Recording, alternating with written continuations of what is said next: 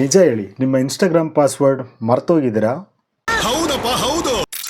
Password ನಿಮ್ಮ ಮೊಬೈಲಲ್ಲೇ save ಆಗಿರುತ್ತೆ.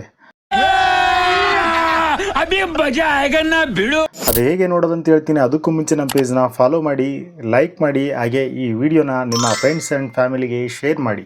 ಸಿಂಪಲಾಗಿ ನಿಮ್ಮ ಮೊಬೈಲ್ ಸೆಟ್ಟಿಂಗ್ಸ್ಗೆ ಹೋಗಿ ಸ್ವಲ್ಪ ಸ್ಕ್ರೋಲ್ ಡೌನ್ ಮಾಡಿ, ಗೂಗಲ್ ಅಂತಿರುತ್ತೆ ಅದ್ರ ಮೇಲೆ ಕ್ಲಿಕ್ ಮಾಡಿ. ಇಲ್ಲಿ ಆಲ್ ಸರ್ವಿಸಸ್ ಅಂತ ಇದೆ ನೋಡಿ, ಇದ್ರ ಮೇಲೆ ಕ್ಲಿಕ್ ಮಾಡಿ. ಸ್ವಲ್ಪ ಸ್ಕ್ರೋಲ್ ಡೌನ್ ಮಾಡಿ, ಇಲ್ಲಿ ಆಟೋ ಫಿಲ್ ವಿತ್ ಗೂಗಲ್ ಅಂತಿರುತ್ತೆ ನೋಡಿ, ಅದ್ರ ಮೇಲೆ ಕ್ಲಿಕ್ ಮಾಡಿ.